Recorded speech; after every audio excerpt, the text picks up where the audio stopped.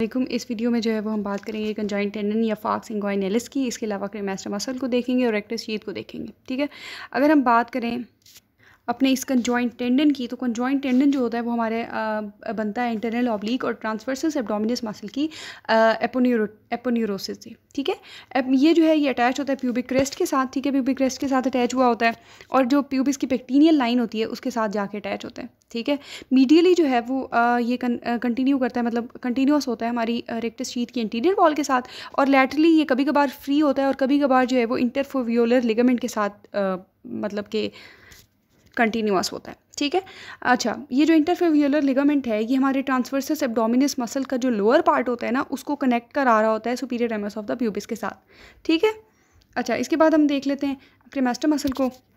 तो अगर आपको याद हो हमारा जो स्पर्मेटिक कॉर्ड था, ठीक है, उसमें हमने 3 फिशियाज को देखा था। 3 फिशियाज होते हैं मौजूद। एक होता है इंटरनल स्पर्मेटिक फिशिया, ठीक है, एक होता है क्रीमेस्टेरिक फेशिया, बीच में आता है, और फिर आता है एक्सटर्नल स्पर्मेटिक फेशिया। सबसे ऊपर जो हमारे पास एक्सटर्नल स्पर्मेटिक फेशिया होगा, उसके बाद हमारे पास आता है क्रीमेस्टेरिक फेशिया। क्रीमेस्टेरिक फेशिया जो होता है वो इंटरनल ऑब्लिक मसल जो होता है ना उससे मतलब हम कह सकते हैं डिराइव हुआ होता है। ठीक है, और उसके अंदर जो है वो क्रीमेस्टेरिक मसल के फाइबर्स मौजूद होते हैं। ठीक है, फाइबर्स मौजूद होते हैं जिनको हम कहते हैं कि ये क्रीमेस्टर मसल है। ठीक है, जो हमारा इंटरनल ऑब्लिक मसल होता है ना, ठीक है, जो इंग्वाइनल लिगामेंट से हमने कहा था कि अराइज कर रहा था, वहाँ से जो है वो अराइज करते हैं लोअर मोस्ट फेसिकल्स जो होते हैं इंटरनल ऑब्लिक मसल के, जो इंग्वाइनल लिगामेंट से अराइज कर रहे होते हैं, वो आके हमारे क्रेमास्टर मसल के लूप्स बनाते हैं इन द क्रेमेस्टेरिक फेशिया। ठीक है, और ये वाला जो मसल होता है क्रेमेस्टेरिक मसल, ये टेस्टीज़ की जो है रिट्रैक्शन और हम कह सकते हैं कि एलिवेशन करा रहा होता है। ठीक है, स्क्रॉटम में इन रिस्पॉन्स टू कोल्ड। ठीक है, वार्म एनवायरनमेंट में ये होता है कि हमारी जो टेस्टीज़ होती हैं वो डिसेंड कर जाती हैं। ठीक है, और अगर हम बात करें कि कोल्ड इन्वायरमेंट की, तो वो हमारी बॉडी के करीब आ जाती हैं। ठीक है, ताकि जो स्पर्मेटोजेनेसिस का टेम्परेचर है उसको रेगुलेट किया जा सके। अगर हम बीडी की इस डायग्राम को देखें तो हमारी जो है वो नर्व सप्लाई बता रहा है हमारी क्रेमास्टर मसल की। ठीक है, स्पाइनल कॉर्ड का जो है वो L1 सेगमेंट है, उससे जेनिटोफेमरल ब्रांच अराइज, जेनिटोफेमरल नर्व अराइज होती है। ठीक है, उसकी 2 ब्रांचेज होती हैं, एक फेमरल ब्रांच जो है वो थाई में चली जाती है और दूसरी ब्रांच जो है वो जेनिटल ब्रांच जो है वो क्रेमास्टर मसल को सप्लाई करती है। ठीक है, और जो है वो ये वाला जो रिफ्लेक्स कंट्रैक्शन हो रही होती है, ठीक है, क्रेमास्टर मसल की, वो उसका मतलब जो भी है वहाँ पे जो काम इसने कराना है वो कराती है। ठीक है, क्रेमास्टर मसल से, यानी टेस्टीज की एलिवेशन या फिर रिट्रैक्शन। ठीक हो गया।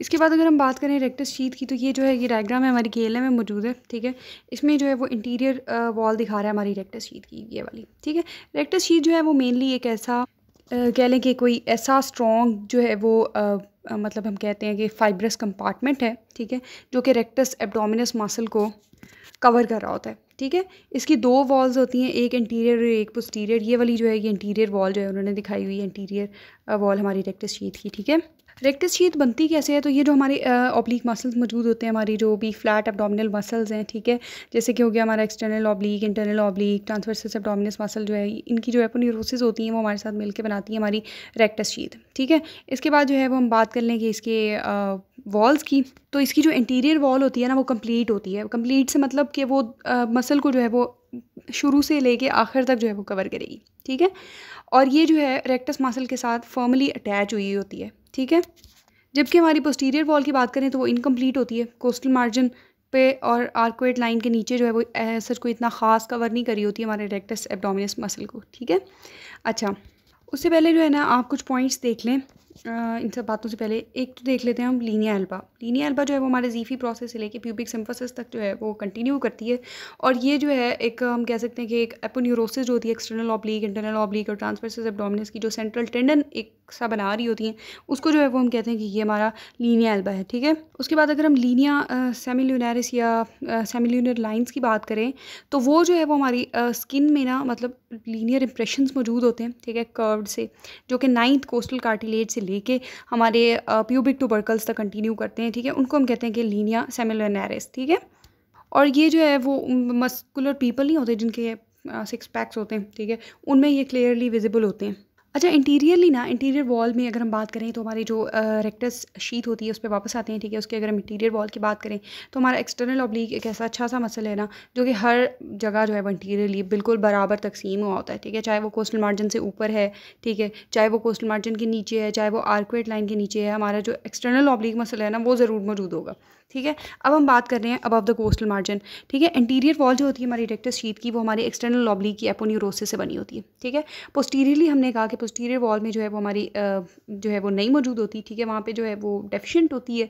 रेक्टस मसल जो है वो, ये रेक्टस मसल है अगर तो ये डायरेक्टली लाई कर रहा होता है हमारे कोस्टल कार्टिलेजेस पर, ठीक है। 5th 6th और 7th कोस्टल कार्टिलेजेस पे जो है वो डायरेक्टली लाई कर रहा होता है, ठीक है। इसकी वजह ये होती है कि जो हमारा ट्रांसवर्सस एब्डोमिनस मसल होता है ना, वो कंटिन्यू कर रहा होता है superiorly edge the transversus thoracic muscle, ठीक है। और वो इंटरनल पड़ा होता है कोस्टल कार्टिलेजेस के, ठीक है। और अगर हम इंटरनल ऑब्लिक मसल की बात करें तो वो भी डायरेक्टली अटैच हो रहा होता है कोस्टल मार्जिन के साथ। तो ऊपर इसलिए हमारे जो है वो रेक्टस शीट हम कहते हैं कि उसकी पोस्टीरियर वॉल नहीं मौजूद होती, और हमारा जो रेक्टस एब्डोमिनस होता है वो डायरेक्टली थोरेसिक वॉल पे लाई कर जो है वो डायरेक्टली लाई कर रहा होता है उस पर, ठीक है। अच्छा, उसके बाद अब हम बात करते हैं below the coastal margin and above the arcuate line, यानी कोस्टल मार्जिन और आर्कुएट लाइन के दरमियान में, ठीक है। तो उसमें अब हमारा बेचारा जो है वो एक्सटर्नल ऑब्लिक फर्मा बरदार मसल है, ठीक है। उसकी जो है वो हम कहेंगे कि वो तो उसकी जो एपोन्यूरोसिस होती है वो मौजूद होती है, ठीक है। अच्छा, ये देखें, ये एक्सटर्नल ऑब्लिक जो है वो मौजूद है। उसके बाद जो हमारा इंटरनल ऑब्लिक मसल होता है ना, वो इस तरह करता है कि एक जो है वो डिवाइड हो जाता है, ठीक है। रेक्टस एब्डोमिनस, एक ये रेक्टस एब्डोमिनस पड़ा है ना, तो एक लेमिना जो है वो हमारे एक्सटर्नल ऑब्लिक की एपोन्यूरोसिस का वो उसके इंटीरियरली गुजर जाता है, और एक जो है वो पोस्टीरियरली गुजर जाता है, ठीक है। बीच में हमारा ये रेक्टस एब्डोमिनस पड़ा है। जैसे अगर हम इस डायग्राम में देखें तो ये हमारे पास जो है वो इस तरह से आया है, ठीक है। और एक जो है वो हमारे इंटीरियरली चला गया है, और एक जो है वो हमारे पोस्टीरियरली चला गया, ठीक है। और हमारा जो ट्रांसवर्सस एब्डोमिनस मसल होता है उसकी जो एपोन्यूरोसिस होती है वो भी फॉलो कर रही होती है इंटरनल ऑब्लिक को। तो इंटरनल ऑब्लिक के साथ पोस्टीरियरली जो है वो ट्रांसवर्स एब्डोमिनस का जो हम कहते हैं कि एपोन्यूरोसिस होती है वो भी मौजूद होती है, ठीक है। इंटीरियरली हमारे पास क्या मौजूद था, एक्सटर्नल ऑब्लिक और इंटरनल ऑब्लिक, ठीक है। और पोस्टीरियरली अगर हम बात करें तो हमारे पास इंटरनल ऑब्लिक की एपोन्यूरोसिस मौजूद थी, ठीक है। और हमारे पास ट्रांसवर्स एब्डोमिनस मसल जो है वो था, ठीक है। उसके बाद आ जाएं बिलो द आर्कुएट लाइन, ठीक है। हमारा और अब एक्सटर्नल ऑब्लिक मसल हमने कहा कि वो तो इंटीरियरली ही पड़ा होगा ना, ठीक है। अब ये होता है कि हमारा जो इंटरनल ऑब्लिक मसल होता है और ट्रांसवर्सस एब्डोमिनस मसल होता है, वो भी दोनों जो है वो इंटीरियरली पास कर जाते हैं, और पोस्टीरियरली जो है वो कुछ भी नहीं बचता, सिर्फ ट्रांसवर्सैलिस फेशिया बचा होता है, ठीक है। तो इसलिए हम कहते हैं कि पोस्टीरियरली भी जो है वो पोस्टीरियर वॉल जो है वो भी डेफिशिएंट है, और जो रेक्टस मसल है वो रेस्ट कर रहा है ऑन द फेशिया ट्रांसवर्सैलिस या ट्रांसवर्सैलिस फेशिया, ठीक है। क्योंकि हमारा एक्सटर्नल ऑब्लिक, इंटरनल ऑब्लिक और ट्रांसवर्सस एब्डोमिनस मसल जो है वो तीनों मसल जो हैं वो आगे से ही गुजर गए हैं, इंटीरियरली ही गुजर गए हैं, ठीक है। पीछे जो है वो अब सिर्फ फेशिया ट्रांसवर्सैलिस बचा है। कंटेंट्स की बात करें, ठीक है, कंटेंट्स में तो दो मसल्स इसके मौजूद होते हैं इसके अंदर, एक रेक्टस एब्डोमिनस, ठीक है, और पिरामिडालिस। आर्टरीज़ देखें तो हमारे पास जो है वो सुपीरियर एपिगेस्ट्रिक आर्टरी मौजूद होती है, इन्फीरियर एपिगेस्ट्रिक आर्टरी मौजूद होती है, ठीक है। और इन दोनों आर्टरीज़ के जो है वो वीना कमिटेंट्स मौजूद होते हैं, ठीक है, जो इनको अकम्पनी कर रहे होते हैं। अब सुपीरियर एपिगेस्ट्रिक आर्टरी के जो वीना कमिटेंट्स हैं ना, वो इंटरनल थोरेसिक वेन में जाके को ज्वाइन करते हैं, ठीक है। और अगर हम बात करें इन्फीरियर एपिगेस्ट्रिक आर्टरी के वेना कमिटेंट्स की, तो उसके जो वेना कमिटेंट्स हैं वो जाके एक्सटर्नल इलियक वेन को ज्वाइन करते हैं, ठीक है। नर्व की बात करें तो नर्व जो है वो इंटरकोस्टल नर्व्स और सबकोस्टल नर्व मौजूद होती हैं, लोअर 5 इंटरकोस्टल नर्व्स, ठीक है, और सबकोस्टल नर्व मौजूद होती है, ठीक है। इसके अलावा बस लिम्फेटिक्स मौजूद होते हैं, ठीक है। इस डायग्राम में देख लेते हैं, ठीक है। सबसे पहले हमारे पास स्किन मौजूद है, ठीक है। उसके बाद हमारे पास जो है वो interior wall of the rectus sheath है। Interior wall of the rectus sheath हमने कहा था कि 3 में हमने उसको डिवाइड किया था, ठीक है। ऊपर वाले पोर्शन में से एक्सटर्नल ऑब्लिक मसल मौजूद था, ठीक है, कोस्टल कार्टिलेजेस वाले जो भी एरिया था, ठीक है। Below the costal cartilages and above the arcuate line हमारे पास जो है वो मौजूद था एक्सटर्नल ऑब्लिक और इंटरनल ऑब्लिक इंटीरियरली, ठीक है। और अगर हम बिलो द आर्कुएट लाइन देखें तो उसमें हमारे पास जो है वो एक्सटर्नल ऑब्लिक, इंटरनल ऑब्लिक और ट्रांसवर्सस एब्डोमिनस मसल मौजूद था, ठीक है। उसके बाद हमारे पास जो है वो रेक्टस एब्डोमिनस मसल इसका कंटेंट है, ठीक है। इसके अलावा हमारे पास सुपीरियर और इन्फीरियर एपिगैस्ट्रिक आर्टरीज़ होती हैं जो कि रेक्टस एब्डोमिनस को सप्लाई कर रही होती हैं और एनास्टोमोसिस बना रही होती हैं, ठीक है। इसके अलावा हमारे पास जो है वो इसमें हमारी लोअर 6 थोरेसिक नर्व्स मौजूद होती हैं, ठीक है। और इसके बाद अगर हम पोस्टीरियर वॉल की बात करें तो पोस्टीरियर वॉल जो है वो हमारी डेफिशिएंट होती है, ठीक है, at the level of the coastal margin, ठीक है। वहाँ पे हमारे पास जो है वो कोस्टल कार्टिलेजेस मौजूद होते हैं। कोस्टल मार्जिन और आर्कुएट लाइन के दरमियान बात करें तो वहाँ पे जो है वो हमारे पास पोस्टीरियर इंटरनल ऑब्लिक और ट्रांसवर्सस एब्डोमिनस मसल मौजूद होता है, ठीक है।